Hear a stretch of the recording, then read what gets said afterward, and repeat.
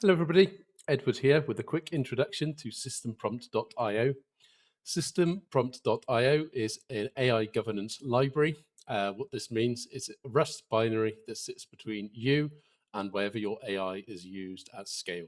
So for example, if you're in an organization with 50 developers and they're all using Claude Code, systemprompt.io would be the governance layer that manages the hooks, approves tool uses, gives you secrets, and basically standardizes the use of AI across the organization. This is just one example use case, but what it is AI infrastructure. So it sits between your super agents or your AI agents or whatever AI you're using, and it captures everything they're doing, it approves it, it governs it, it logs it, and it basically is an enterprise tool that enables us to control who and how is using AI in our organization and standardize that. So I'm going to do a quick demo of some of the key features. So what do we have here?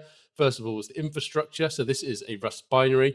What does it look like at 2 a.m.? So this is basically how does this plug in? And so it's a Rust binary that you build, you deploy with Docker, and it's basically a locally deployed service layer that can run on a Docker container, and you have millisecond response times in terms of ingesting all your AI data, logging, observability, and running governance and secrets flows through it. So for example, I'm going to show you here, this is my running local server. I'm just going to go through and check the services. As you can see, what we've got here, we've got two agents, two MCP servers, as well as an API. They're all running in the same Rust binary, and we're ingesting all of our, basically, we're ingesting all of our AI hooks and flows that are coming through. So for example, let's have a look at some logs and traces.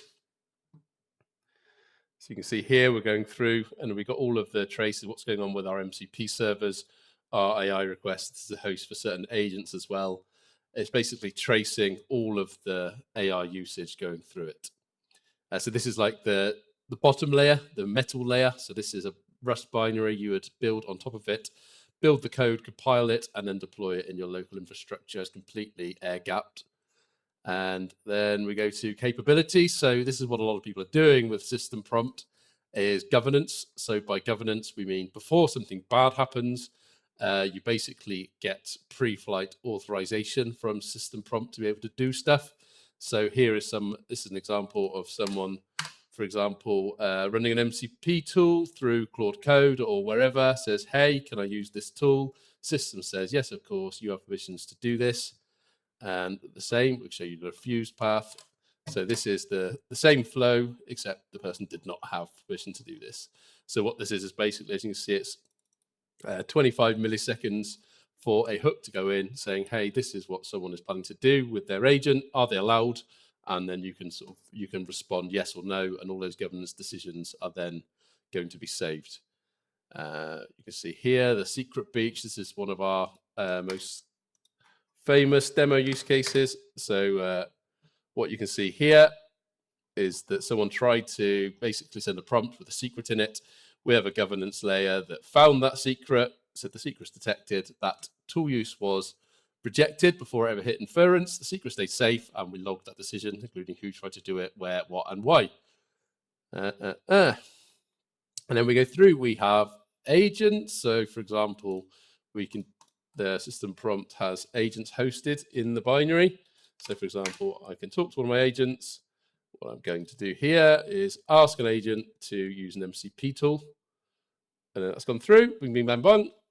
And what we've got here is the steps that's gone through. And you can see the model that's been used. And we have this complete trace of what this agent did, what it was asked to do, all the responses, and it persists the artifacts as well.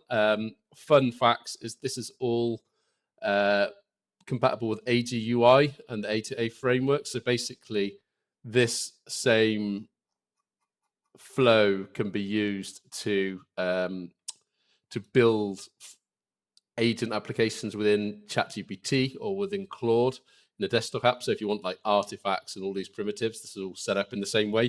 So you basically persist the whole agent flow, and it can be built into any agent surface, which is quite a fun thing. And we have some analytics. Users and access I'm going to show you now. So apart from the governance, the next most famous use case is connecting it to our Claude code. So I'll show you how to do that in a moment. But first of all, this is one I quite like. So we have a lot of enterprise interest. So let's have a look at a governance request. So this is an example of how to trace something end to end. You can see like this is a full provenance of what's been going on and why. And so this is like literally you can take any request, trace it through the system, see what happened and when. There's like a certification of why things have happened. And my load test, which I particularly like, I'm going to chuck 50 concurrent 500 track requests through the system, which as you can see is going through there now. Should be able to, oh, gone through. And what do we have here? It's actually a bit slower than sometimes, probably because I've got recording the video as well. But you can see the P50 is all sort of 10 to 30 milliseconds, often faster than that because I've got other things going on the hard drive. But you can see this is lightning fast because this is Rust code, it's a Rust binary, and you can get some really good results out of the throughput. And as part of this demo as well, apart from being able to play around with all of these hooks, which are sort of built-in demos for the sort of a developer perspective, you can see a bit at the front end as well. So System Prompt also acts as its own identity provider and issuer. So I can go through here and create a demo test. Demo, let's create an admin user. As I can see, what System Prompt is doing here is it's now creating the user in a DB using WebAuthn to cryptographically certify who it is. As you can see, I am now registered and logged into the dashboard.